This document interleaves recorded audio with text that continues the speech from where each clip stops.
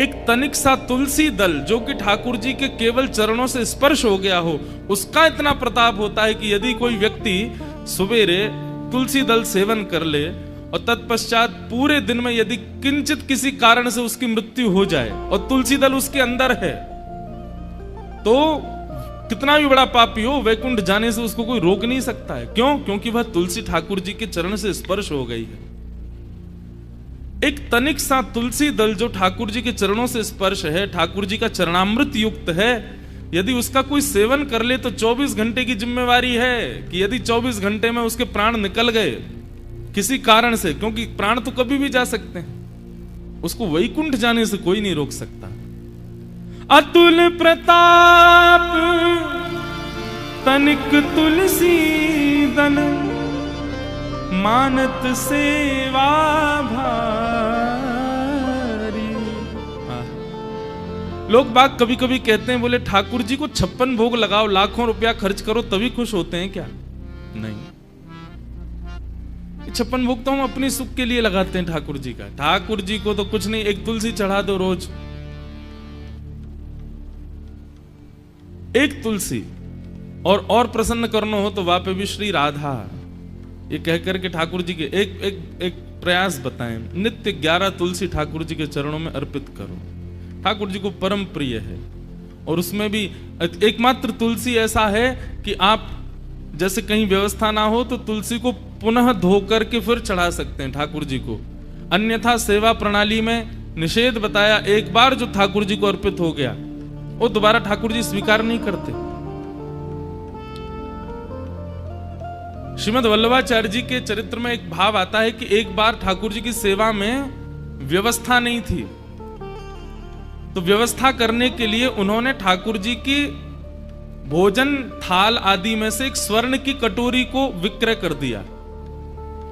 ठाकुर जी की स्वर्ण की कटोरी को विक्रय करके उससे जो धन आया उससे ठाकुर जी की सेवा के लिए प्रसाद आदि बनाया। तो कहते हैं ठाकुर जी ने स्वीकार नहीं किया। क्यों? क्योंकि वो कटोरी पहले ही निवेदित हो चुकी, ठाकुर जी को भोग हो गया वो। अब भोग को बेक करके आप धन लोगे तो वह पूरा भोग ही है, उससे जो खरीदोगे वो भी भोग है। और एक बार निवेदित वस्तु ठाकुर जी पुनः स्वीकार नहीं करते, पर तुलसी ठाकुर जितनी बार दो उतनी बार स्वीकार कर लेते। मानत सेवा भारी चीत स्वामी गिरधरन विशद यश गावत गोकुल नारी। कहा वर्णो गुण गाथ नाथ के श्री विठ्ठल हृदय बिहारी।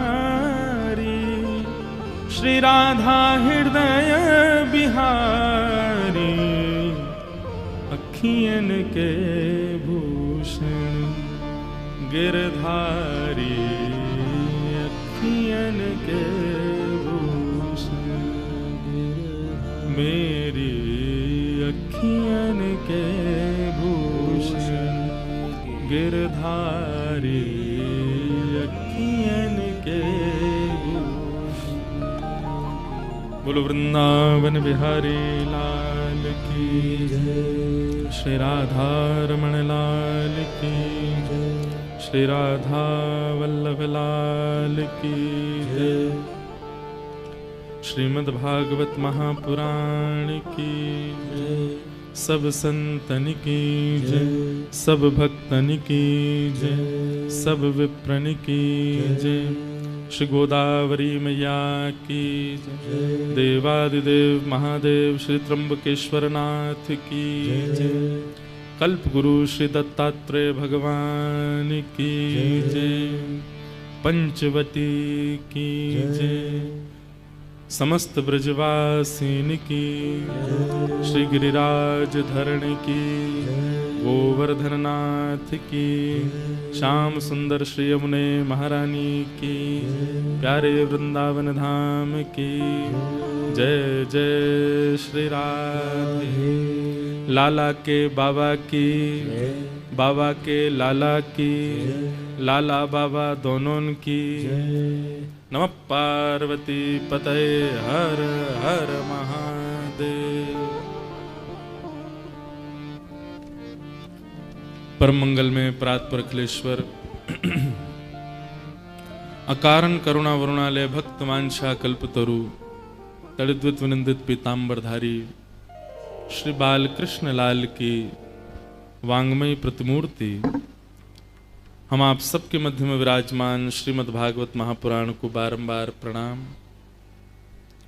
मंच पर विराजमान परम पूज्य श्री राघवेंद्र भट्ट जोशी जी, श्री अभय पाठक जी, श्री दिनकर जोशी जी, श्री कृष्ण शास्त्री पलस्कर जी, चारों गुरुजनों को बारंबार प्रणाम एवं उनके सन्मुख विराजमान चारों वेदों को बारंबार प्रणाम। श्री दत्त भगवान के परम चरण सेवक एवं अभी के लिए हम आप सबके लिए साक्षात दत्त स्वरूप परम पूजनीय प्रातस्मरणीय श्री दत्तदास जी महाराज को बारंबार प्रणाम, जिनके परम आश्रय में आश्रित होकर के हम आप सब लोग आनंदमयी मास कथा का श्रवण कर रहे हैं, जिसके अब 5 दिन और शेष हैं।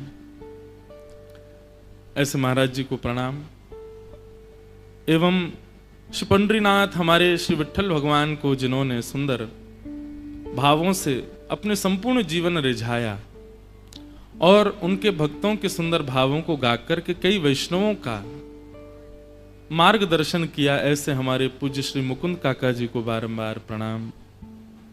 गंधर्वजन विप्रवृंद एवं यहाँ उपस्थित आप सभी श्रोता भाई बंधु मातृशक्ति सबको मेरा बहुत बहुत जय श्री कृष्ण, जय सिया राम, जय श्रीमन नारायण, हर हर महादेव, दिगंबरा।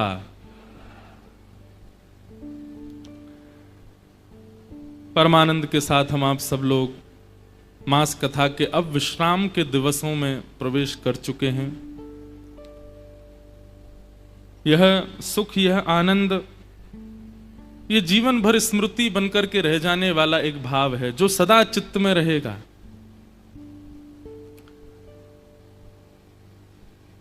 महाराज जी, इसके बाद भले ही आप कल्प कथा कराओ, भले ही आप चातुर्मास कराओ, भले ही आप जीवन भर की कथा करा लो, पर ये कथा जो स्मृति बना गई है वो आगे की कथाएं प्रथम तो प्रथम ही होता है।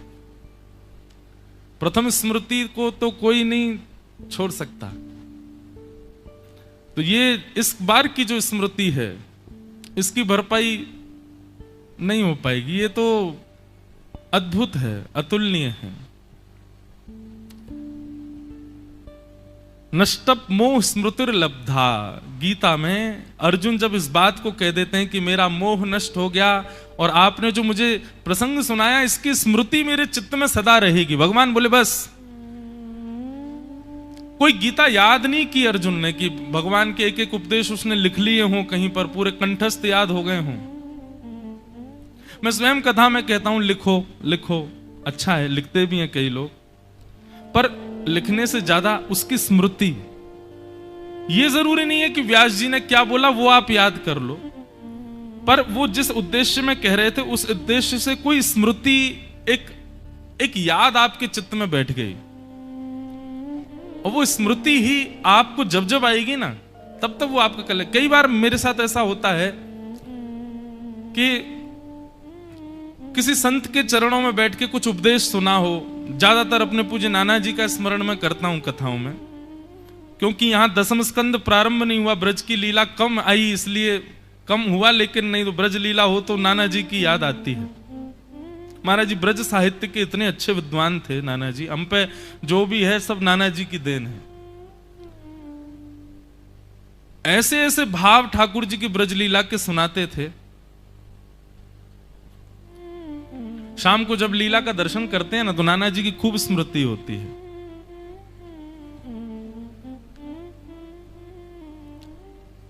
महाराज जी रास बिहारी ठाकुर जी साक्षात ठाकुर जी हैं, और इसका प्रमाण मैं एक नहीं अनेक दे सकता हूं।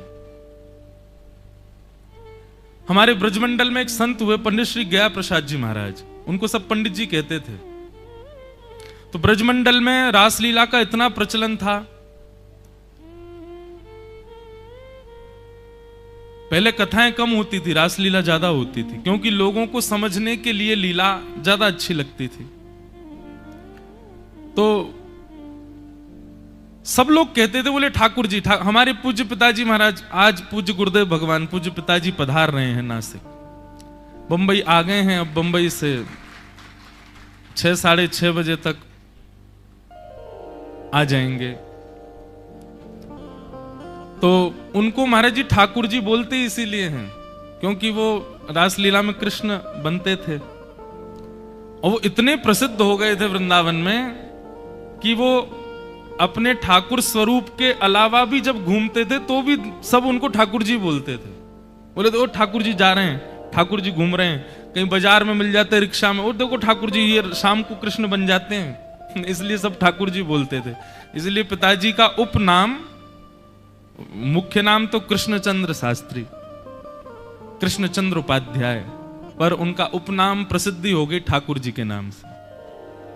तो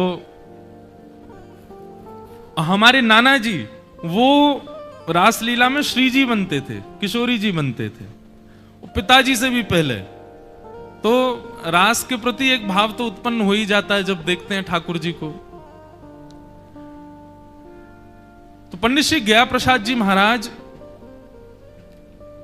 वो रासलीला देखते तो थे, पर केवल लीला समझने के लिए देखते थे कि कैसे कैसे क्या हुआ होगा। और एक बात आपको स्पष्ट बताएं, यहां जो रासलीला हो रही है बहुत बेसिक रासलीला है, मतलब बहुत सूक्ष्म उसका अंश दिखाया जा रहा है। कुंज की लीला चल रही है यहां पर, निकुंज और निभृत निकुंज तो आप उसमें प्रवेश ही नहीं कर पाओगे। वृंदावन में होती हैं निभृत निकुंज की और निकुंज की। अभी तो केवल एक स्पर्श मात्र आप देख रहे हैं लीला का, नहीं तो जब निकुंज और निभृत निकुंज की लीला होती है, जहां श्यामा श्याम के परस्पर प्रेम का सुंदर स्वभाव, अष्टयाम होती है, अद्भुत आनंद आता है उसमें। वो रसिक जनों की बात है, रसिक जन ही उसमें प्रवेश कर पाते हैं। तो पंडित श्री गया प्रसाद जी महाराज रासलीला देखते थे केवल इसलिए कि लीला समझ सकें, कथा समझ सकें कि क्या भाव रहा होगा। बाकी पात्रों को वो सामान्य ही समझते थे, वो ये सोचते थे हमारे जैसे ही हैं ये पात्र, कोई मुकुट पहन के आ गए बस। लेकिन उनको कई रसिक जन कहते, बोले बाबा आप ऐसी भावना मत रखा करो, ये साक्षात ठाकुर जी हैं। बोले भैया देखो रासलीला में बैठवे की कहोगे, देखवे की कहो, सब स्वीकार है, पर हम इनको पूर्ण ब्रह्म नहीं मान सकते, ये सामान्य बालक है।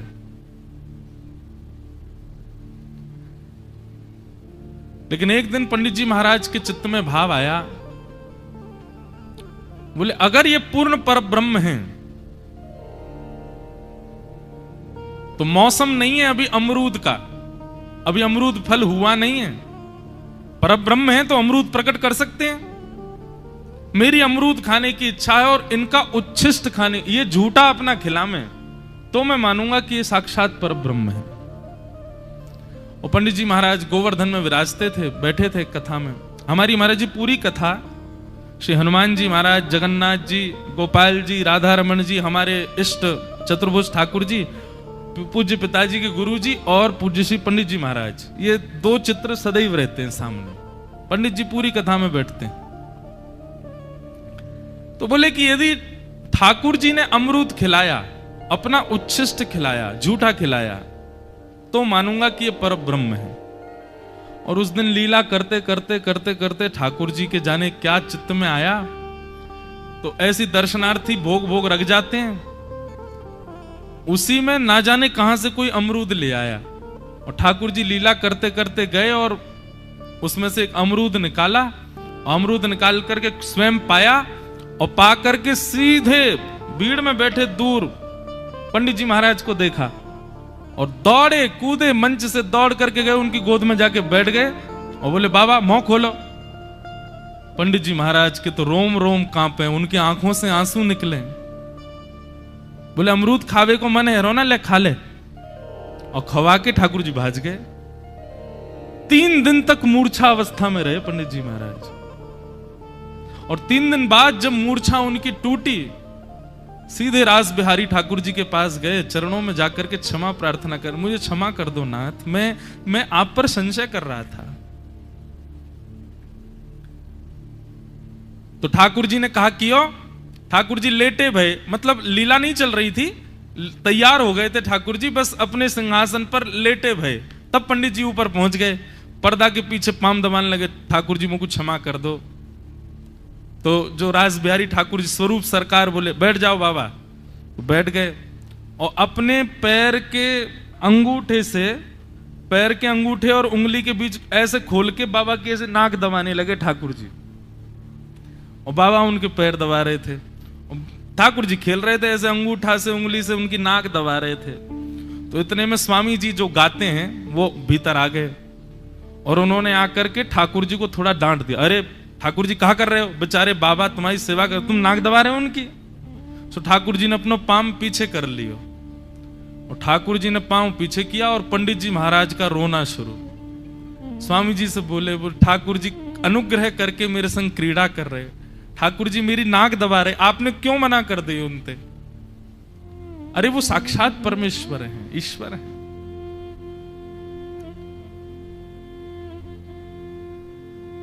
हमारे पूज्य पिताजी महाराज कथा में कहते हैं, भाव के वश में है भगवान, भाव बिना सब साधन झूठो, बिरथा सकल निधान, भाव के वश में है भगवान। यदि आप भाव एक सामान्य संगमरमर की मूर्ति पर कर सकते हो, तो मुकुट धारण करके श्रृंगार करके ठाकुर जी की भांति उन्हीं के भाव को कहने वाले उस व्यक्ति में आप भाव क्यों नहीं रख सकते? और यदि आपको उनमें ठाकुर जी नहीं दिखे तो आपको मूर्ति में भी ठाकुर जी कभी नहीं मिल सकते। भाव बिना सब साधन झूठो, भाव नहीं तो आपके सारे साधन झूठे हैं। भाव प्राधान्य है। अन्य किसी देवी की भक्ति में जप प्राधान्य होगा, तप प्राधान्य होगा, अन्य अन्य साधन प्राधान्य होंगे, लेकिन यदि आप स्वयं को कृष्ण भक्त कहते हो तो भाव में आइए, भाव में रहिए। भाव प्राधान्य है। और भाव प्राधान्य व्यक्ति जो है ना, वो अन्य किसी बंधन में नहीं रह सकता, वो भाव में ही रहता है, उसको भाव ही प्रधान होता है। जिन पंडित जी महाराज का मैं सुंदर भाव अभी बता रहा था, पंडित जी महाराज सदैव भाव में ही रहते थे। ठाकुर जी के बस कोई मुकुट पहन के उनके सामने आ जाए, वो इस प्रकार उससे मिलते थे जैसे मानो साक्षात ठाकुर जी आ गए हों। देखने वाले सब आश्चर्य करते थे, बोले सामान्य बालक है, वो बाबा देखो ऐसे कर रहे हैं।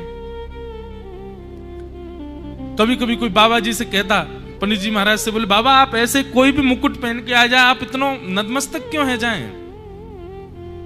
तो बोले एक तो पहली बात वो साक्षात पर ब्रह्म है, लेकिन किंचित भी मन में ये बात आ जाए कि भैया ये तो कोई को छोरा है, कोई को लाला है, तो वहां में ये भाव रखना चाहिए कि जिस प्रकार ठाकुर जी परब्रह्म हैं, तो परब्रह्म स्वयं पहले नहीं मिलता, अपने किसी अंश को भेज करके हमारी परीक्षा लेता है कि हम लोग अगर परब्रह्म आया तो हम कैसी प्रतिक्रिया रखेंगे।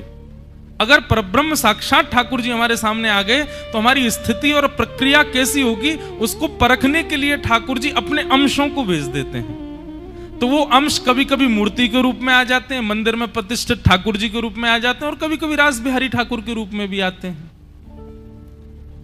उनके प्रति वो भाव देख करके ठाकुर जी तब स्वीकार करते हैं, बोले ना भैया यहां में तो पूर्ण भाव है, मेरे अंश के प्रति इतना प्रिय भाव रखेगा तो मेरे प्रति कितना ज्यादा रखेगा। भाव, इसलिए भैया कृष्ण भक्ति प्रजायते, अगर आप कृष्ण भक्ति प्राप्त करना चाहते हैं या कृष्ण भक्ति में आ चुके हैं, अन्य साधनों का साधन करो जितने हो सके, पर प्राधान्य रूप से भाव को रखो। भाव प्रधान है। और भाव कैसे जागृत होगा? बिना महत पाद रजोभिषेकम, संत जनों की, वैष्णव जनों के कृपा अनुग्रह से ही भाव प्रादुर्भाव होता है हृदय में। सबसे पहला तो विश्वास, ठाकुर जी के प्रति, ठाकुर जी के वैष्णवों के प्रति। दूसरा, संबंध, उनसे कोई ना कोई नाता जरूर रखो।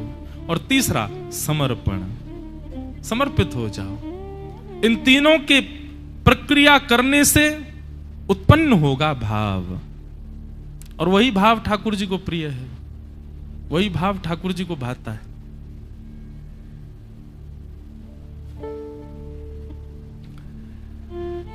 तो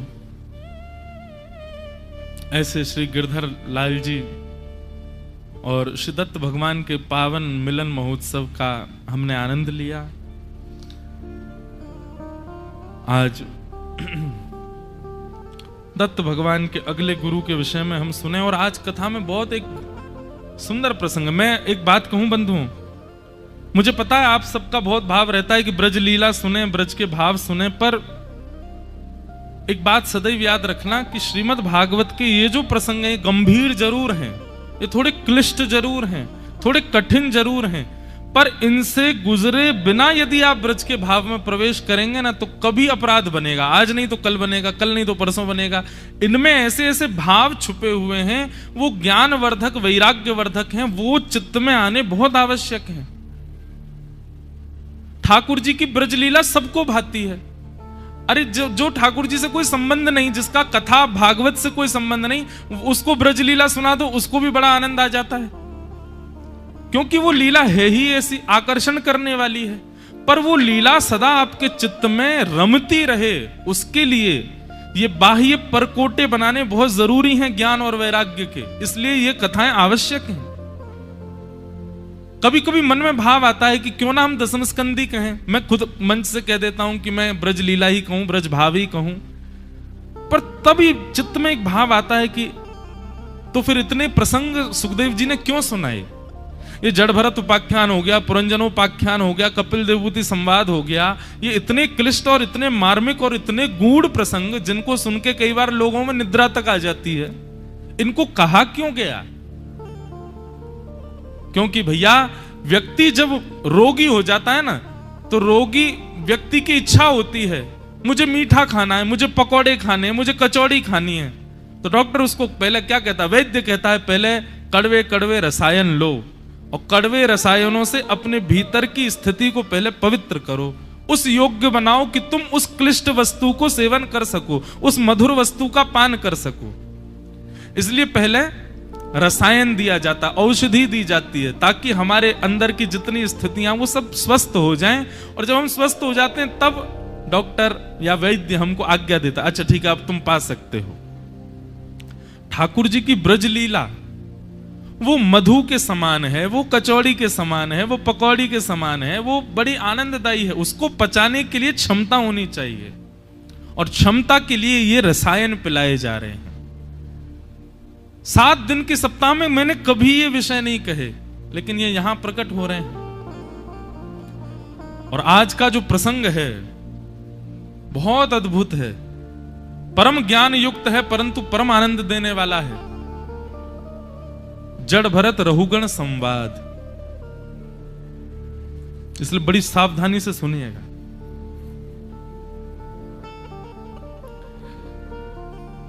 सबसे पहले श्री दत्त भगवान के अगले गुरु के विषय में हम लोग सुने।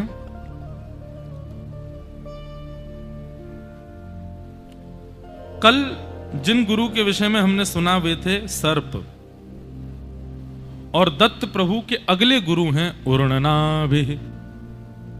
उर्णनाभि, उर्णनाभि मतलब मकड़ी। दत्त भगवान की अगली गुरु हैं। यदुवर कहते हैं, यदुराज कहते हैं, बोले महाराज आपने मकड़ी से क्या सीखा? बोले मैंने मकड़ी से यह सीखा कि वो जिस जाले में विलास करती है वो अपने उदर से ही उसको प्रकट करती है, और विलास करने के बाद में उस जाले को अपने उदर में ही समा लेती है। और ये जो गुण है ये किसका है? ये परब्रह्म का गुण है, ये ठाकुर जी का गुण है। ठाकुर जी अपने उदर से सृष्टि प्रकट करते हैं और उसमें विलास करने के बाद उसमें आनंद ले। ठाकुर जी का मनोरंजन है सृष्टि।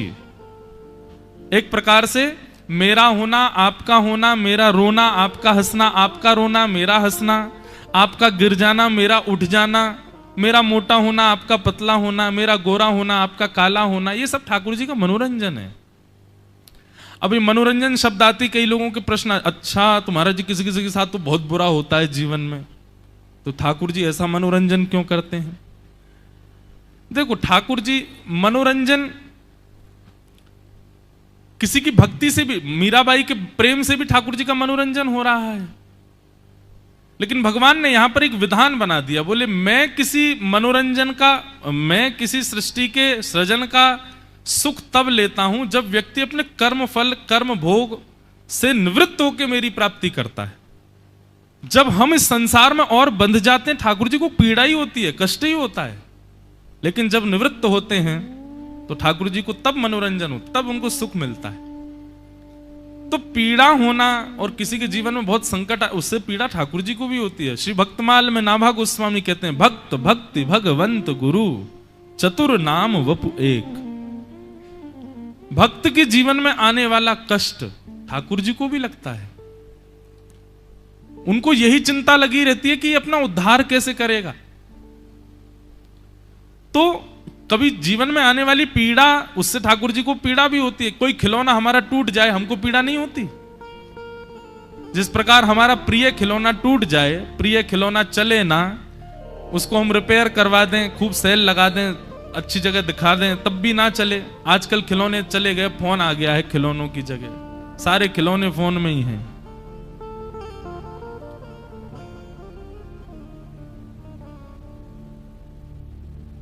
कभी कभी लगता है सवेरे उठे और उस समय अगर हमारी धड़कन नहीं चल रही हो तो इतनी चिंता नहीं होगी हमको, लेकिन सवेरे उठे और फोन नहीं चल रहा हो तो कई बार रात में चार्जिंग पे लगा के सोते हैं फोन को, लेकिन इतनी नींद होती है कि स्विच ऑन करना भूल जाते हैं। और सुबह महाराज जी फ्लाइट पकड़नी है, कहीं लंबा जाना है, फोन चार्ज होना बहुत जरूरी है। सुबह उठे, उठ करके स्नान ध्यान किया, सब सामान रखा, अब चार्ज हो गया होगा, फोन निकाला तो पता चला रात में प्लग तो चला ही नहीं। तो उसी समय इतना गंभीर मतलब टेंशन आ जाती है, ऐसा लगता है कि कोई बहुत बड़ा रोग हो गया हो हमको। ना फिर भोजन सुहाता है, ना फिर जल सुहाता है, फिर वही चिंता बनी रहती। ये सब आपके ऊपर ही मैं डांट के कह रहा हूं, नहीं, मैं अपनी भी बताता हूं, अपनी मैं भी इसी से ग्रसित हूं। तो जिस प्रकार हमारे विलास का, हमारे सुख का कारण आजकल ये है, अगर खराब हो जाए तो चिंता होती है ना। अच्छा चले, फुल बैटरी में रहे तो हमें भी अच्छा लगे। ऐसे ही ठाकुर जी को भी जब इंसान रूपी मोबाइल फुल चार्ज होता है भक्ति से, तब ठाकुर जी का विलास होता है, तब ठाकुर जी का मनोरंजन होता है। वो लो बैटरी पे चल रहा है, 1% 2% पे है, बिल्कुल भक्ति नाम की कोई चीज नहीं है, अपने प्रारब्धों के कष्टों को भोग रहा है, तो ठाकुर जी भी उदास हो जाते हैं। तो संसार भगवान का मनोरंजन है, और उनको आनंद देने के लिए, उनको सुखी करने के लिए, स हरे प्रिय, उनके प्रिय बनने के लिए हम भक्ति भाव करते हैं, हम कथा सुनाते हैं, हम कथा सुनते हैं, हम वैदिक मार्ग पर चलते हैं, भक्ति मार्ग पर चलते हैं। दत्त भगवान कहते हैं ये मकड़ी का जो गुण है ना, ये ठाकुर जी का गुण है। वो अपने उदर से ही सबको प्रकट करते हैं और फिर अंततो गत्वा सबको अपने भीतर ही समेट लेते हैं। मैंने इससे क्या सीखा? मैंने इससे यह सीखा कि जिस प्रकार मकड़ी अपने उदर से ही अपना विलास प्रकट करती है, परंतु उसके प्रति किसी की आसक्ति नहीं होती। सामान्य व्यक्ति यदि मकड़ी का जाला देखे तो 2 मिनट में कुछ लेगा और 1 उंगली से ही उसको समाप्त कर देता है, उसके प्रति किसी की आसक्ति नहीं होती। ठीक वैसे ही सृष्टि को भगवान का बनाया हुआ जाला समझो, इसके प्रति आसक्ति क्यों रखते हैं हम? भगवान के उदर से प्रकट है, भगवान में ही विलीन हो जानी है। यहां पर उत्पन्न होने वाली हर वस्तु इतनी क्षणभंगुर है जैसे एक मकड़ी का जाला। उसको एक पतली सी सीख भी पूरा नष्ट ध्वस्त कर सकती है। ये संसार एक जाले के समान है, इसको उतना ही क्षणभंगुर समझो जितना मकड़ी का जाला होता है। इसके प्रति किसी भी भाव में, किसी भी रूप में आसक्ति मत रखो। बड़े से छोटे तक, छोटे से बड़े तक हर वस्तु क्षणभंगुर है, नश्वर है। तो ये शिक्षा मैंने अपने गुरु उर्णनाभि से सीखी। एक गुण और मुझे समझ में आता है कि व्यक्ति भी तो ऐसा ही करता है, अपने अंदर से ही अपनी व्यवस्थाओं को फैला देता है। ये पत्नी है, ये पति है, ये बच्चे हैं, ये परिवार है, ये मेरा व्यापार है, आदि आदि आदि सारे अपने जाले फैला लेता है।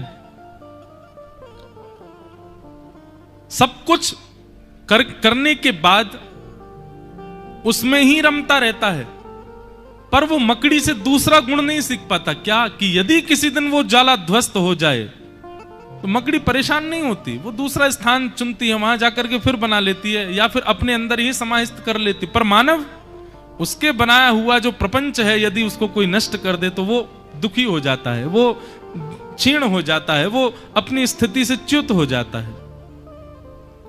मैंने मकड़ी से सीखा कि मानव को भी ऐसा ही होना चाहिए। वो अपने ही उदर से बनाती है सब कुछ, पर उसके नष्ट हो जाने पर कभी विचलित या व्याकुल नहीं होती, किसी अन्य स्थान पर जाके वहां बना लेती है। ऐसे ही मानव को भी संसार के प्रति इतना ही क्षणभंगुरता भाव रखना चाहिए, इतनी आसक्ति भी नहीं रखनी चाहिए।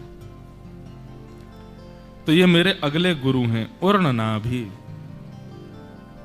अवधूत चिंतन श्री गुरुदेव दत्त। ऐसे श्री दत्त भगवान को हम प्रणाम करते हैं। और आइए अब आज के मधुर प्रसंग में प्रवेश करते हैं। रहुगण जड़ भरत संवाद बहुत अच्छा है, बहुत ध्यान से सुनिएगा।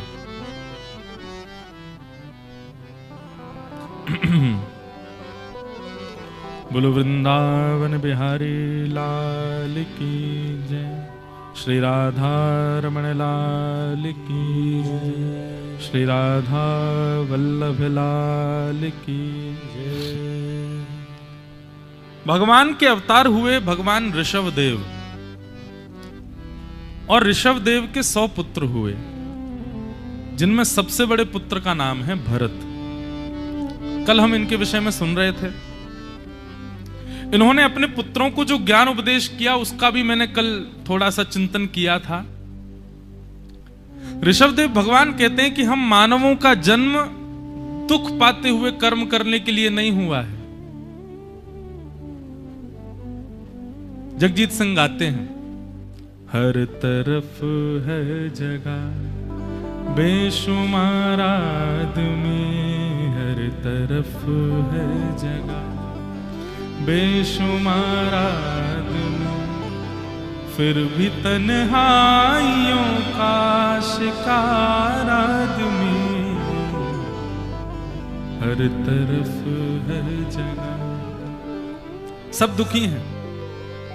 सुबह से शाम तक बोझ ढोता हुआ, सुबह से शाम तक बोझ ढोता हुआ,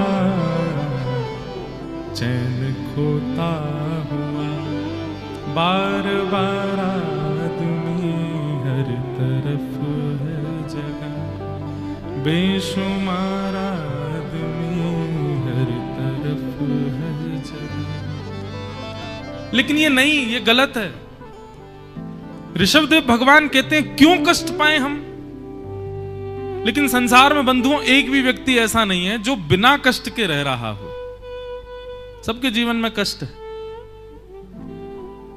और ये कष्ट पाते हुए हम कर्म करते हैं। कर्म करने का उद्देश्य क्या होता है कि कोई बात नहीं, अभी कष्ट है, कर्म करेंगे फिर सुख आ जाएगा। लेकिन उस कर्म को करने के लिए जाते हैं तो पहले से दुगना बलवान कष्ट आता है जीवन में। फिर हम तीसरा कर्म करते हैं, बोले कोई बात नहीं, इससे भी जूझ लेते हैं, अब सुख आएगा, तो तीसरे कर्म से और बलवान दुख आ जाता है जीवन में। इसी प्रकार हम कर्म करते जाते हैं और दुख भी बढ़ता चला जाता है, दुख भी अपनी जगह कम नहीं करता है, उससे ही हम परेशान होते चले जाते हैं। अच्छा एक बात बताऊं, बहुत सावधानी से सुनिएगा, मानव का निर्माण सुख नहीं करता, मानव का निर्माण तो दुख ही करता है। मानव को जो तराशा जाता है, कभी आपने देखा किसी पत्थर को रुई से तराशा जाता हो, किसी पत्थर को कपड़े से आकृति दी जाती हो? नहीं, छेनी हथौड़ा ही लगता है। इसलिए सदैव याद रखना, कष्ट, दुख, विपत्ति, आज की भाषा में कहूं एंजाइटी, आज की भाषा में कहूं डिप्रेशन, आज की भाषा में कहूं और क्या कहूं, जो समझो समझो, ये सारे जिनके लिए सब पूछते ही रहते हैं, ये सब यदि आपके जीवन में नहीं आए ना तो आपका निर्माण नहीं हो पाएगा। परम सुख में जीवन जिसने जिया है, ऐसा व्यक्ति संसार को कुछ दे नहीं पाएगा, यह बात निश्चित है। संसार को सदैव सीख देकर के जाने वाला व्यक्ति या संसार को सदैव समझा के सिखा करके जाने वाला व्यक्ति स्वयं बहुत पीड़ा में रहा है, उसने बहुत कुछ सहा है अपने जीवन में। इसलिए कष्ट आना, दुख आना ये जरूरी इसलिए क्योंकि निर्माण ही हमारा तब होता है। और एक बात मैं तो कथा में कहता हूं कि भाई जिसके जीवन में दुख नहीं आते, जिसके जीवन में कष्ट नहीं आते, और सुनिए ये दुख और कष्ट ये छोटी मोटी चींटियों जैसे नहीं, विशाल हाथी जैसे। ये छोटे मोटे दुख कष्टों को दुखों में गिनना ही नहीं कभी, उनसे कुछ नहीं होता है। छोटे मोटे कष्ट कैसे होते हैं, मेरा वहां जाने का मन था मैं नहीं जा पाया, दुखी हो गए, ये कोई दुख है? मेरे को उससे ब्याह करना था, माता पिता नहीं मानने, दुखी हो गए, ये कोई दुख है? मेरे को ये पहनना था नहीं पहन पाए, ये सब चींटी चींटी हैं, इनसे कुछ नहीं होता है। विशाल काय कष्ट जब जीवन में आता है और तब भी आप डट करके खड़े रहते हैं, तब आपके चित्त में, आपकी बुद्धि में कुछ निर्माण होता है, कुछ भावों का, और वही भाव आपको श्रेष्ठ बनाते हैं। तो जिसके जीवन में दुख नहीं है, कष्ट नहीं है, डिप्रेशन नहीं है, एंजाइटी नहीं है, प्रॉब्लम्स नहीं है, उस व्यक्ति को ऐसा समझो कि ठाकुर जी की दृष्टि नहीं है उसके ऊपर। क्योंकि अध्यापक की दृष्टि जब होती है ना, तभी वो शिष्य को बार बार प्रश्न देता है, ले अब इसको हल करके दिखा, अच्छा ये भी हल कर दिया, ले अब इसको हल करके दिखा। वो हर बार एक कठिन प्रश्न देता है अपने शिष्य को। ठीक वैसे ही संसार रूपी विद्यालय के अध्यापक हैं ठाकुर जी, और हम सब यहाँ के शिक्षक वो हैं विद्यार्थी। एक प्रश्न दिया, हल कर दिया ठाकुर जी, फिर दूसरा उससे बढ़ा देते हैं, तीसरा उससे। अब जितना कठिन प्रश्न विद्यार्थी उतना ज्यादा तीव्र बुद्धि का हो जाता है।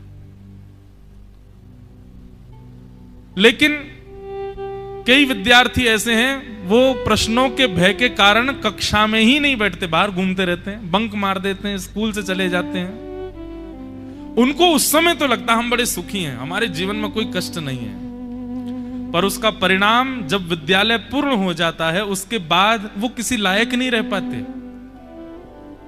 ठीक वैसे ही जीवन में कभी किसी ने कष्ट ना सहा हो, दुख पीड़ा आपत्ति विपत्तियां ना सही हों, एक समय के बाद वो व्यक्ति वैसा ही हो जाता है जैसे बिना पढ़ा लिखा आदमी कोई काम नहीं कर सकता, बिना कोई गुण वाला व्यक्ति किसी के योग्य नहीं बन पाता। ठीक वैसे ही बिना कष्टों के जिसने जीवन जिया, वो संसार में कुछ उपलब्धियां, किसी उपलब्धि का मतलब किसी को देकर के कुछ नहीं जा पाएगा, बस वो जन्म लेकर के जिया, खाया पिया सोया मर गया। इसलिए दुख ही मानव की संपत्ति है, फिर दुख से क्यों घबराता है? सुख जाता है तो दुख देकर, दुख जाता है तो सुख देकर, दुख देकर जाने वाले से मानव क्यों घबराता है? सुख देकर जाने वाले से ये मानव क्यों घबराता है? दुख ही मानव की संपत्ति है। इसलिए अब आप लोग कहोगे महाराज जी एक शास्त्राज्ञा है, परुपदेश वेलायाम सर्वे शिष्टा भवंती ही। दूसरों को उपदेश देने में सर्वश्रेष्ठ बन जाते हैं, लेकिन विस्मरन्ति तत्सर्वम, सब भूल जाते हैं जब खुद के ऊपर आती है बात। नहीं, आप ये मत सोचिए कि मैं केवल आपको सुनाता हूं। वक्ता को डबल पुण्य मिलता है। क्यों? क्योंकि वो दूसरों को सुनाता है और जो स्वयं बोल रहा है वो खुद भी सुनता है, अपने जीवन में भी कई बार लागू करता है। इसलिए एक बात और ये भी कह दूं कि भाई, वक्ता अगर दूसरे को कथा सुनाने की भाव से मंच पर बैठेगा ना, उसकी कथा प्रभावशाली नहीं होगी। वो स्वयं को कथा सुनाने के लिए बैठे। अरे मन, तू बैठ, तू ही सुन। जब स्वयं को कथा सुनाता है ना, तभी कथा का भाव प्रभाव सुनने वालों पर पड़ता है। स्वांतः सुखाय तुलसी रघुनाथ गाथा। तो कष्टों में विचलित होना, कष्टों में व्याकुल होना, ये सामान्य बात है, सब होते हैं। उपदेश देने वाला भी हो जाता है, पर उस कष्ट से भागना नहीं है, उस विपत्ति से दौड़ना नहीं है, उस विपत्ति से मुंह नहीं फेरना है, सामना करना है। विचलित होइए, रोइए, परेशान हो जाइए, चलेगा, लेकिन उससे भागो मत, उससे लड़ो, जूझो। और इसी पूरे प्रावधान के ऊपर गीता सुनाई है भगवान ने अर्जुन को। भागने की मत कहे अर्जुन, अपने धनुष बाण छोड़ करके कायरों जैसी हरकत मत कर मेरे सामने, युद्ध कर, युद्ध च। तो ऋषभदेव भगवान कहते हैं, कष्ट पाते हुए कर्म करने के लिए नहीं आए हम संसार में, तो फिर क्या करें? बोले तपो दिव्यम पुत्र कायेन सत्वम सद्यैदस्मा ब्रह्म सौख्यम त्वनंतम। बोले कर्म कष्ट पाते हुए मत करो, तो हरिस्मरण करते हुए कर्म करो। आप कुछ भी कीजिए, संसार का कोई भी कर्म कीजिए, बस तामसी नहीं होना चाहिए। नहीं तो लोग ये सोचेंगे कि ठीक है चोरी कर लो, वो भी भगवान नाम करते हुए कर लो।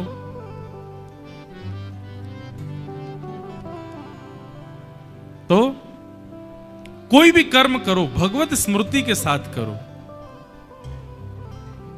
नाम जपते चलो, काम करते चलो, हर समय कृष्ण का ध्यान धरते चलो। मुरली वाले को मन से रिझाते चलो, कृष्ण गोविंद गोपाल गाते चलो। अपना कर्म करते रहो, बस हरि स्मृति के साथ करो, भगवान के स्मरण के साथ करो। उससे क्या होगा? जीवन में होने वाले कष्ट जो हैं वो आपको अनुभव नहीं हो पाएंगे। आएंगे तो सही, लेकिन आप विचलित नहीं होगे, लड़ोगे, जूझोगे। इस प्रकार ऋषभदेव भगवान अपने पुत्रों को ज्ञान उपदेश करते हैं। अब इन्हीं के ही सबसे बड़े पुत्र भरत जी का चरित्र हम लोग सुनेंगे।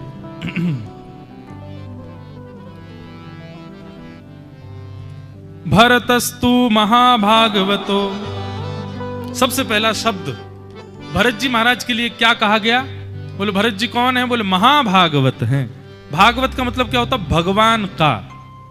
भागवत का मतलब भगवान का। और श्री भरत जी कैसे हैं? बोले महाभागवत।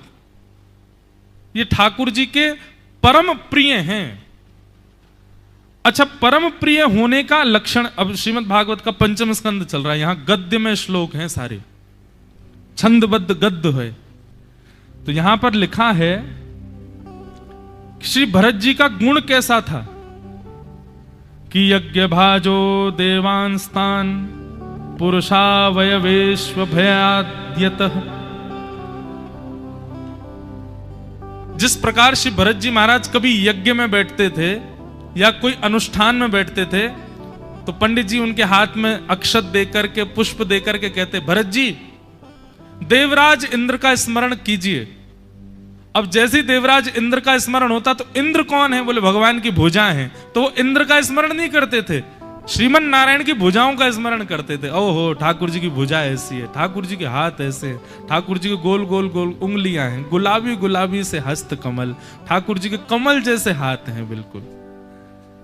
अब हे भरतराज, अब आप सूर्य नारायण भगवान का स्मरण कीजिए। तो वो सूर्य नारायण का स्मरण नहीं करते थे, ठाकुर जी के नेत्रों का स्मरण कर। भगवान के चक्षु में, एक में सूर्य है, एक में चंद्र है, तो ठाकुर जी के चक्षुओं का स्मरण। ओहो, कैसे कटाक्ष नेत्र हैं ठाकुर जी के, ठाकुर जी के कमल जैसे नेत्र हैं, आधे खुलते हैं। ठाकुर जी के नेत्रों की गोलाई काली मां कैसी है, उनका श्वेत वर्ण कैसा है, ठाकुर जी की पलकें कितनी कोमल हैं, ठाकुर जी जब अपने नेत्र बंद करते हैं खोलते हैं कितने प्यारे लगते हैं। मतलब उनकी आराध्य ऐसी थी, किसी भी देवता का नाम ले लो, वो हर देव को ठाकुर जी में ही देखते थे। इसको कहते हैं न अन्याश्रय, अनन्य। अनन्य भक्ति इसी को कहते हैं कि किसी अन्य में कोई भाव ही ना जावे, सब जगह आपको ठाकुर जी दिखे, सब जगह आपको वही विलास दिखाई दे जिसमें आपकी चित्तवृत्ति है, जिसमें आपका भाव है, सब जगह आपको वैसे ही दिखे। आप वैष्णो देवी जाओ और वैष्णो देवी जाकर के देवी के दर्शन करो तो वहां देवी का दर्शन करते हुए भी मन में भाव आए, अरे हमारे ठाकुर जी की बहन, आपको हम बारंबार प्रणाम करते हैं, आप ठाकुर जी की बहन हो इसीलिए आप वैष्णवी हो, वो वैष्णव विष्णु हैं, आप वैष्णवी हो, हम आपको बारंबार प्रणाम करते हैं। महाकाल भगवान का दर्शन करने जाओ, हमारे ठाकुर जी के परम प्रिय, हमारे लाल जी के सदा चित्त में रहने वाले हे महाकाल भगवान, हम आपको बारंबार प्रणाम करते हैं।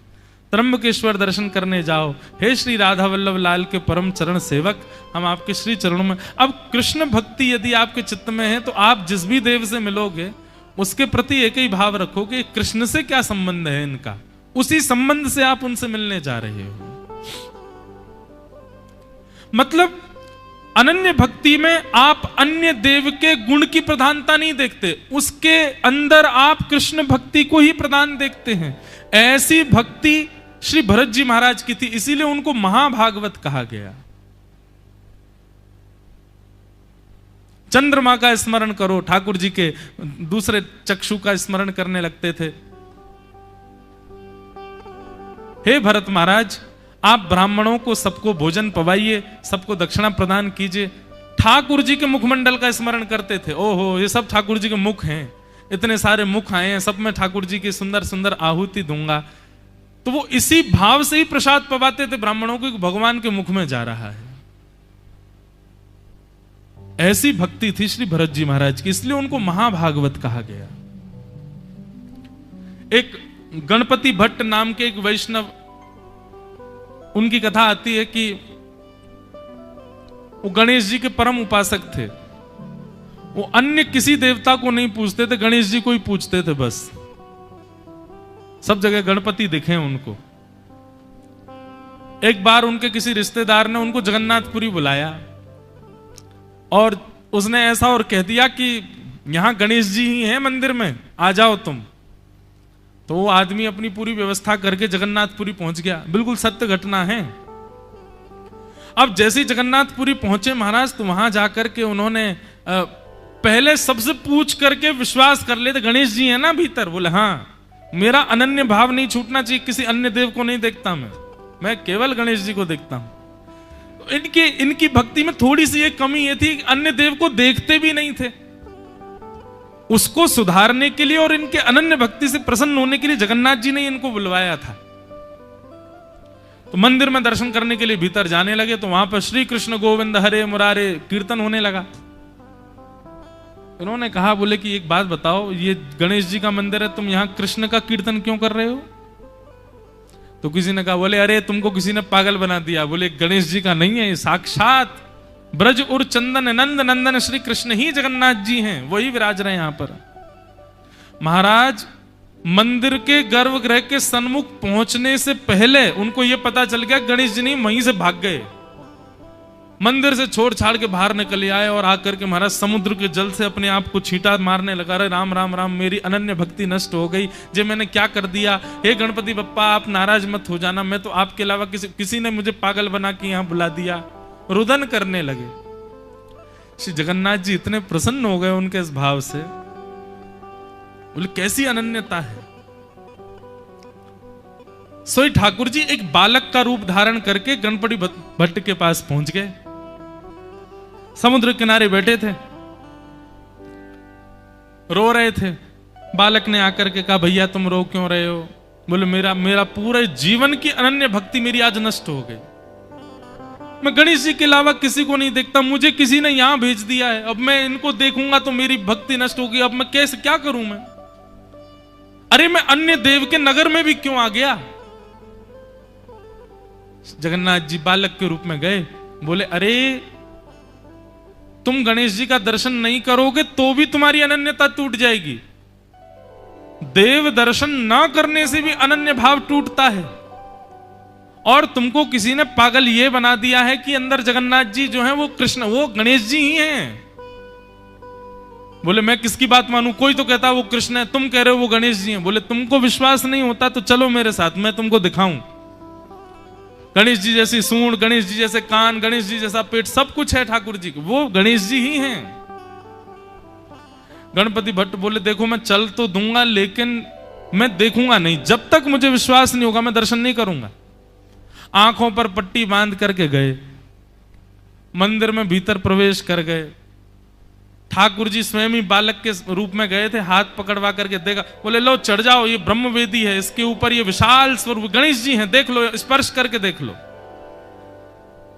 सबसे पहले हाथ मुख के ऊपर लगाया तो महाराज लंबी नाक सूंड जैसी उनके हाथ में आ गई। ओहो दूर दूर तक जा रही है। सूंड हाथ में आती प्रणाम किया। ठाकुर जी अपनी सूंड से उनके सिर गुदगुदाने लगे। जगन्नाथ भगवान आंखों पे पट्टी बंधी है, देख नहीं रहे हैं। प्रणाम करके बोले इतनी जल्दी विश्वास नहीं करूंगा, अभी मैं और अपने गणेश जी के गुण देखूंगा, वो होंगे तो ही पट्टी खोलूंगा। यहां पर हाथ लगाए तो बड़े बड़े कान हाथ में आ गए। फिर प्रणाम किया, जय हो, ये तो गणेश जी ही हैं। वो नहीं नहीं नहीं एक बार और मैं देख लूं। बोले क्या, लंबोदर, बड़ा पेट होगा तो मेरे ठाकुर जी हैं। पेट पर हाथ रखा, महाराज जेठ में भरने लगे। ठाकुर जी आ ही नहीं पा रहे, इतने विशाल। उसको विश्वास हो गया ये तो गणेश जी ही हैं। और जैसे ही पट्टी खोली तो गणेश जी नहीं थे, वो जगन्नाथ जी थे। भुजा उठाए ठाकुर जी, कारे कारे जगन्नाथ जी खड़े। महाराज कूद गया ब्रह्मवेदी से, अरे मायावी कृष्ण, मेरे को गणेश जी बता करके ले आया मंदिर में और मेरा अनन्य भक्ति तोड़वा दी। ठाकुर जी प्रकट हो गए, अपने हृदय से लगाया। बोले अरे पागल, तेरी अनन्य भक्ति बहुत अच्छी है इसीलिए मैं तुझसे मिला, लेकिन तेरी अनन्य भक्ति में एक दोष है कि तू किसी देवता को देखता ही नहीं। अगर किसी देव को नहीं देखेगा तो इससे अपराध बनेगा। ठीक है तू सब में अपने अनन्य एक देव को देख, पर इसके चलते अन्य देवों की तिरस्कार मत कर, अन्य देवों का अपमान मत कर। सबके पास जा, सबको देख, उनके संबंध का दर्शन करके उनका संबंध क्या है तेरे इष्ट से, तब तेरी अनन्यता बनी रहेगी। और रही बात, तूने हमारा स्पर्श किया, तूने हमारा आलिंगन किया और तुझे हमसे इतना प्रेम हो गया, आज के बाद जब तक धराधाम पर जगन्नाथपुरी विराजमान है, तो जिस दिन श्री जगन्नाथ भगवान प्रकट हुए उसको कहते हैं स्नान पूर्णिमा। आने वाली है स्नान पूर्णिमा। उस दिन हमारे गिरधर लाल जी भी 108 कलशों से नहाते हैं। उस दिन ठाकुर जी स्नान करते हैं खूब आनंद में।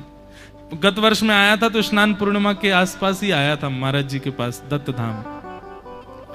स्नान पूर्णिमा जगन्नाथ जी का प्रादुर्भाव दिवस है। उस दिन ठाकुर जी का जन्मदिन होता है और उस दिन कलशों से स्नान करने के बाद जगन्नाथ जी सबसे पहला जो श्रृंगार धारण करते हैं वो गणपति भट्ट भक्त के प्रेम के स्मरण में गणेश जी का ही रूप धारण करते हैं। लंबी सूंड, ये बड़े बड़े कान। कभी जगन्नाथ जी का जब स्नान पूर्णिमा पर स्नान, उसके बाद दर्शन करना, टीवियों में भी होते हैं। ठाकुर जी गणपति भेष में दर्शन देते हैं अपने उस भक्त की स्मृति। तो अनन्य ऐसी भक्ति जिसकी होती है उसको महाभागवत कहते हैं। जैसे और देवता चित्त न धरहीं, हनुमत से ही सर्व सुख करहीं। और देवताओं को चित्त में धारण मत करो, हनुमत से ही सर्व सुख करहीं। अब हनुमान जी के प्रति अनन्य भाव रखने वाला, उसके मन में भाव होना चाहिए कि हनुमान जी से संबंध बना करके सबका दर्शन करे। और देवता चित्त न धरहीं, तो इस मतलब ये नहीं है कि अन्य देवों को दर्शन मत करो, चित्त न धरहीं, चित्त में एक ही देव को रखो, दर्शन सबका करो।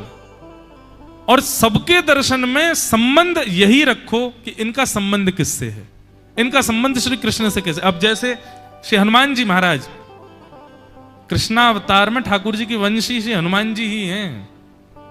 ये वंशी का रूप श्री हनुमान जी ने ही धारण किया है, ठाकुर जी के अधर पर बैठे रहते हैं। राम जी को यह चिंता है कि हनुमान जी ने 14 वर्ष हमारी इतनी सेवा करी, अब हनुमान जी को हम क्या दें।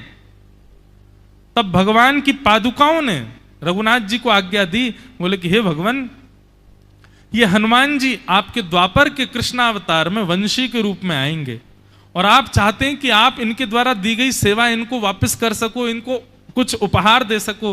तो उपहार के रूप में आपके प्रदान करने वाले आशीर्वादों में सबसे श्रेष्ठ है आपका अधरामृत। वो अधरामृत आप इनको प्रदान करना, अपनी कोमल उंगलियों से इनके चरण दबा देना, अपने नेत्र के पलकों से पंखा जल देना। इस प्रकार आप हनुमान जी को सुख देना।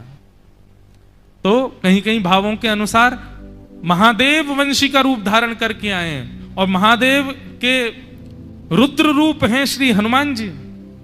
तो श्री हनुमान जी ही वंशी के रूप में ठाकुर जी की सेवा में आए। तो जब जब हनुमान जी को देखते हैं तब तब ये भाव रखते हैं प्रणाम करते समय, अरे वाह, लाला की वंशी मूर्तिमंत रूप में खड़ी है, क्या विशाल, देखो क्या तेज, क्या बलवान।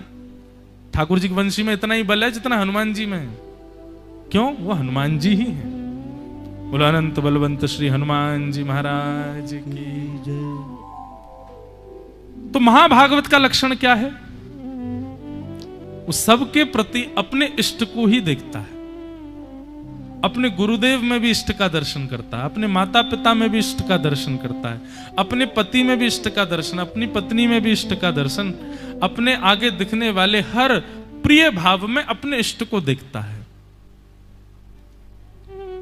यह महाभागवत का लक्षण है जो कि श्री भरत जी महाराज में है।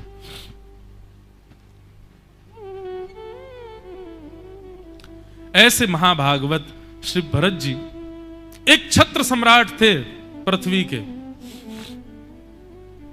एक समय आने पर उन्होंने मन बनाया कि मैं वन में जाकर के अब तपस्या करूं। लेकिन यहां पर एक बहुत सुंदर बात लिखी है कि तस्मिन बाव किलसा एकलह पुलहाश्रमे पवने। वर्णन करते हुए कहते हैं कि भरत जी महाराज ने वानप्रस्थ ग्रहण किया, वन में जाना स्वीकार किया, यह तो अच्छी बात है, परंतु उन्होंने किसी गुरुदेव से आज्ञा लिए बिना इस कार्य को किया। बंधु, आप जब गुरु आज्ञा से किसी नियम का पालन करते हैं ना, तो उस नियम को ठाकुर जी या फिर किसी भी प्रकार का भाव उस नियम को तोड़े ना, ये जिम्मेवारी ठाकुर जी रखते हैं। क्यों? क्योंकि बीच में बिचौलिया गुरु है। लेकिन जब हम स्वच्छंद अपने मनोभाव से कोई नियम धारण कर लेते हैं तो उसके टूटने का संभावना 100% होती है, वो टूट ही जाता है। इसलिए सदैव बिना गुरु आज्ञा के, बिना वैष्णव आज्ञा के, बिना संतजनों की आज्ञा के कोई नियम धारण मत करो। और एक और बात, यदि गुरु के मुख से कोई नियम निकल जाए और उसका पालन आपने नहीं किया तो भी अपराध लगता है, उसका पालन भी करना है। भरत जी महाराज के नियम में एक दोष था, क्या? कोई गुरु आज्ञा नहीं थी। उन्होंने किसी से पूछना उचित नहीं समझा। वानप्रस्थ ग्रहण कर रहे थे, किसी विद्वान के पास जाते, गुरुजन के पास जाते, उनसे आज्ञा लेते कि मैं वानप्रस्थ ग्रहण करना हूं, आप आज्ञा करें, वानप्रस्थ के समय मुझे क्या क्या करना चाहिए।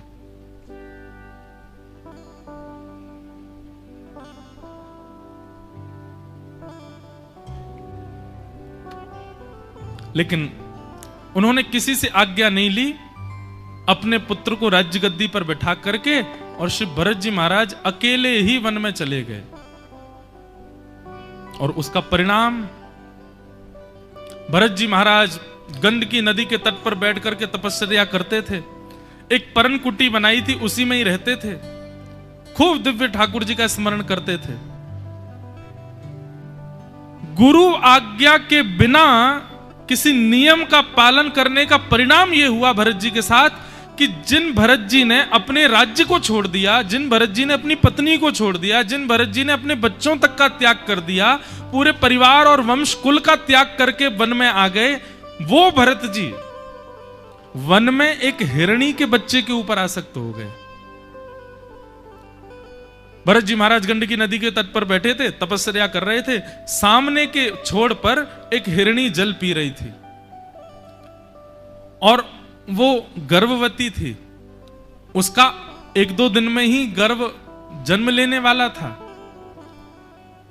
उस अवस्था में वो हिरणी जल पी रही थी और तभी एक शेर ने दहाड़ मारी। उसके भय के कारण वो हिरणी कुछ समझ ना पाई और नदी में ही कूद गई। और इस दृश्य को श्री भरत जी महाराज देख रहे थे। भरत जी ने जैसे ही देखा हिरणी नदी में गिर गई, तुरंत भरत जी भी कूदे, परंतु भाव इतना तेज था नदी का कि हिरणी तो नहीं बच पाई, पर बीच नदी में उसने अपने प्रसव को जन्म दे दिया। नन्हा सा हिरण का बालक वो तैरता हुआ ऊपर आया। भरत जी हिरणी को तो नहीं बचा पाए, उस बालक को अंक में भर लिया, किनारे लेकर के आए, उसको वस्त्र आदि पहनाकर अग्नि प्रज्वलित करके उसको थोड़ा ताप दिया, उसको कुछ पवाया, उसकी सेवा में निमित्त हो गए। 1 दिन, 2 दिन, 3 दिन, 4 दिन, हफ्ता, महीना गुजर गया। अब भजन धीरे धीरे भरत जी का कम होने लगा। अब उस बालक में ही आसक्त हो गए हैं। अब वो चलता है, अब वो कूदता है, अब वो उछलता है, वो लिपट जाता है भरत जी से आकर के। इन सब चीजों के प्रति आकृष्ट। देखिए आसक्ति कितनी खतरनाक, वो कहीं भी हो सकती है। जरूरी नहीं है हम मानव हैं तो मानव में ही हमारी आसक्ति होगी, हमारी जीव में भी हो सकती है और आजकल हो रही है। बड़े बड़े नगरों में लोगों की आसक्ति मानवों में कम है, जानवरों में ज्यादा है। इतना प्यार दुलार तो वो मानव से नहीं करते जितना जानवर से करते हैं। कितनी भयावह आसक्ति होती है। लेकिन एक बात हमारी बहुत ध्यान से सुनना, किसी जीव के प्रति प्रेम रखना ये एक अलग विषय है, लेकिन उसके प्रति आसक्त हो जाना ये पूर्णतया निरर्थक विषय है। और उसका परिणाम क्या होता है, सुनिए भरत जी महाराज के चरित्र को। अब भरत जी उस हिरण के बालक के संगी रहते थे। वो खा रहा है कि नहीं यही देखते रहते थे। जप करने बैठते थे और जप के बीच में उसकी जरा सी आवाज आती तो वही माला छोड़ के भाग जाते उसके प्रति। इतनी आसक्ति हो गई। इससे बढ़िया तो घर में ही थे भरत जी, काय को छोड़े आए इतने बड़े राज्य को आकर के हिरण के बालक में आसक्त होने के लिए। ये हिरण के बालक में आसक्ति इसलिए हुई क्योंकि गुरु आज्ञा लेकर के नहीं आए थे। इसीलिए हमारे यहां गुरु होना बहुत आवश्यक बताते हैं। किसी ने मुझसे कहा महाराज जी गुरु के बिना ऐसा कहते हैं पुण्य नहीं होता। अगर आप इस भावना से गुरु बना रहे हो कि आपको पुण्य मिले तो आपका बहुत बड़ा अपराध है। किसी स्वार्थ के लिए गुरु नहीं बनाए जाते हैं। विवाह यदि कोई व्यक्ति स्वार्थ भाव से करे ना, वो व्यक्ति कभी प्रसन्न नहीं रह सकता अपने। जैसे वर ने विवाह इसलिए कर लिया कि मुझे बहुत दहेज मिल रहा है, या फिर वधू ने इसलिए विवाह कर लिया कि अच्छा घर है, पढ़ा लिखा है, रूप स्वरूप कैसा भी हो, लेकिन ठीक है दुखी तो नहीं रहूंगी। ये स्वार्थ के लिए यदि आप विवाह कर लेते हैं तो निश्चित है आप अपने उस जीवन में प्रसन्न नहीं रह पाओगे। जिस प्रकार संबंध में समर्पण आवश्यक होता है, वैसे गुरु के प्रति भी समर्पण आवश्यक है। गुरु के प्रति वो भाव बहुत जरूरी है। उस भाव के बगैर आपने गुरु दृष्टि रखी है और किसी अन्य भाव, अपने पुण्य की कामना के लिए या फिर अन्य भावों के लिए आपने गुरु बनाए हैं, आपका उद्धार ही नहीं हो पाएगा, बल्कि और कष्ट में रहोगे। इसलिए गुरु के प्रति भाव बड़ा सुदृढ़ रखो, बड़ा प्रिय रखो, समर्पित रखो, उसके प्रति कोई स्वार्थ मत रखो कि गुरु जी से हमारा ये स्वार्थ सिद्ध हो जाए, नहीं, इसलिए गुरु नहीं बनाने हैं।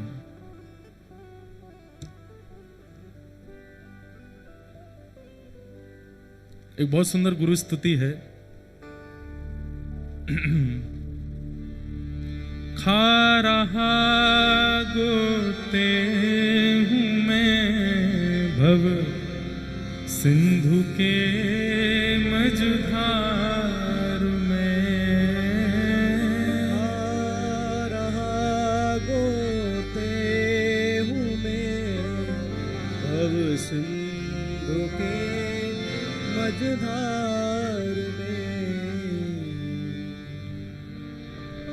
खा रहा गोते हूं मैं भव सिंधु के मझधार में,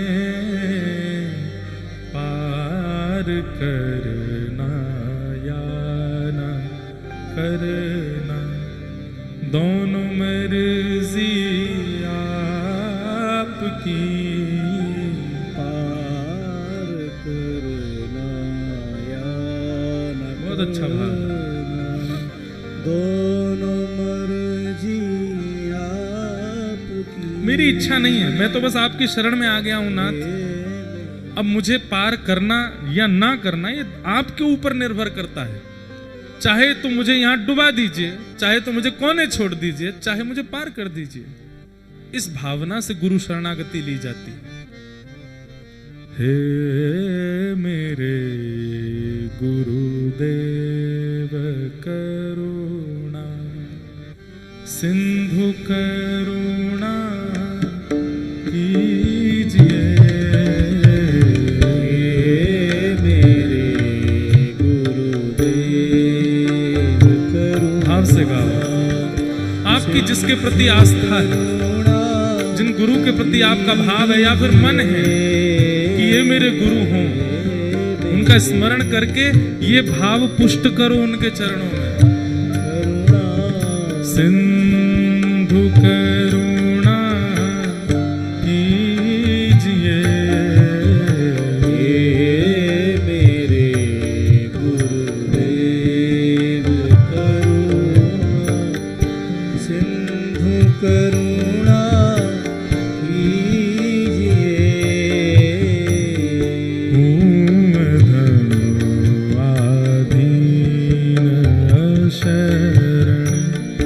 अब शरण में लीजिए,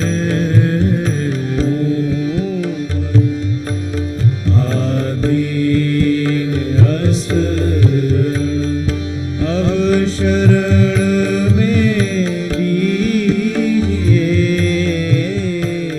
हे मेरे गुरुदेव करुणा सिंधु करुणा कीजिए,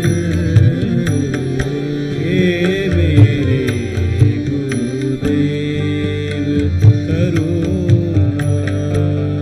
अच्छा एक बात और है, पानी पियो छान के, गुरु बनाओ जान के, क्योंकि गली गली में गुरु फिरे, हमसे दीक्षा ले, पर स्वर्ग जाओ चाहे नरक में, हमें बस लिफाफा दो। एक प्रसंग सुनाऊं, मैं दीक्षा नहीं देता महाराज जी, अधिकार पूर्ण है, पिताजी भी खूब कहते हैं, कई आचार्यों की भी आगे, पर मेरे चित्त से भाव ही नहीं आता। मुझे लगता है दिशा ही ले लो, कथा ही सुन लो, यही मेरी गुरु दीक्षा है। जो कथा में भाव कह दिया उसको जीवन में अपना लो, यही दीक्षा मान लीजिए। एक प्रसंग आता है महाराज जी की, श्रीमद वल्लभाचार्य जी महाराज एक बार कहीं जा रहे थे, तो उनको वन में एक विशाल अजगर मिला और उस अजगर के ऊपर असंख्य कीड़े मकोड़े चढ़े हुए थे, सब उसके मांस को चुन चुन के खा रहे थे। तो महाप्रभु जी को इतनी दया आई, तुरंत अपना आसन बिछाया, बैठ गए और अपने संपूर्ण जीवन के भजन बल से उस अजगर को मुक्त करने का संकल्प लेने लगे। तो वर्णन आता, ठाकुर जी प्रकट हो गए वहां पर। ठाकुर जी बोले क्या कर रहे हो? बोले नाथ मुझसे देखा नहीं जा रहा, इतनी पीड़ा में है, मैं अपने जीवन के सारे भजन बल से इसको मुक्त कर दूंगा, मैं अपना सारा बल इसको दे देता हूं कि ताकि ये स्वच्छंदता से विचरण करे, ये कीड़े मकोड़े इसको मार रहे हैं, खा रहे हैं, मुझसे देखा नहीं जा रहा। ठाकुर जी कहते हैं, बोले तुमको पता है ये कौन है? बोले कौन है?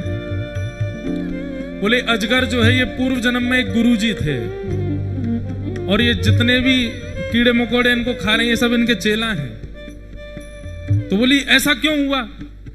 बोले देखो गुरु जीवन में होना चाहिए, शिष्य भी जीवन में बने, पर यहां पर इन दोनों की प्रवृत्ति अलग थी। गुरु केवल इसलिए शिष्य बना रहा था ताकि शिष्य उसके मठ मंदिर बनवा सकें, उसकी झोली भर सकें, उसकी जेब भर सकें, उसके बैंक में खूब सारा दान कर। उस समय तो बैंक नहीं होती होगी, पर ठाकुर जी ने आशय बताया कि ये केवल इसलिए शिष्य बना रहा था ताकि लोगों को पता चले इसके इतने शिष्य, ताकि इसको खूब दक्षिणा मिल सके, खूब धन मिल सके। अपने शिष्यों का उद्धार करने की भावना नहीं थी। इसलिए इस जन्म में ये अजगर बनकर के इस गति को प्राप्त हुआ। आज इसने जितने शिष्य बनाए थे और उन शिष्यों की सदगति का प्रयास नहीं किया, वही शिष्य बिना सदगति के कीड़े बन गए और आज अपने गुरु को ही खा रहे हैं। इसलिए भैया गुरु दीक्षा ये हंसी मजाक नहीं है, ये खेल नहीं है कि आप कहीं भी ले लो, किसी से भी ले लो, कोई भी दे दे, ये बहुत बड़ी बात है। इसीलिए मैं दिशा पर बिलीव करता हूं। कथा सुनो खूब, क्योंकि भैया मुझे ठाकुर जी पर भरोसा खुद पर नहीं है,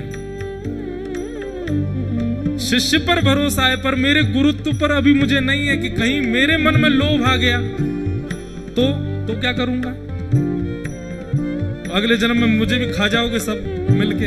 इसलिए मैं भाव रखता हूं कि दिशा ग्रहण करो, लेकिन हां जब लगेगा कि हाँ अब मुझे नहीं हो सकता कि कोई भाव आकर्षित करे कि हाँ अब दीक्षा दे सकते हैं, तब देंगे।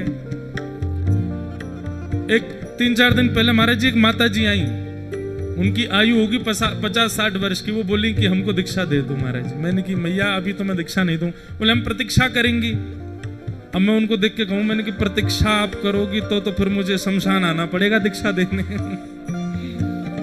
क्योंकि कोई भरोसा नहीं है कब तक मन में भाव आए। पर गुरु के अंदर गुण क्या देखो, ध्यान से सुनना। गुरु वही जो हरि से मिलावे, गुरु वही जो संसार निवृत्त करा दे, गुरु वही जो संशय समाधान दिला दे, और गुरु वही जो सब छुड़ा के वृंदावन में बसा दे। वो गुरु है, वो गुरु है जिसकी वाणी, जिसकी उपस्थिति, जिसका स्वरूप, जिसका भाव, जिसके सब कुछ हर भाव से आपको समाधान ही मिलता है, वो गुरु है। और ऐसे गुरु को यदि मन से भी गुरु मान लोगे ना तो आपकी दीक्षा हो जाएगी।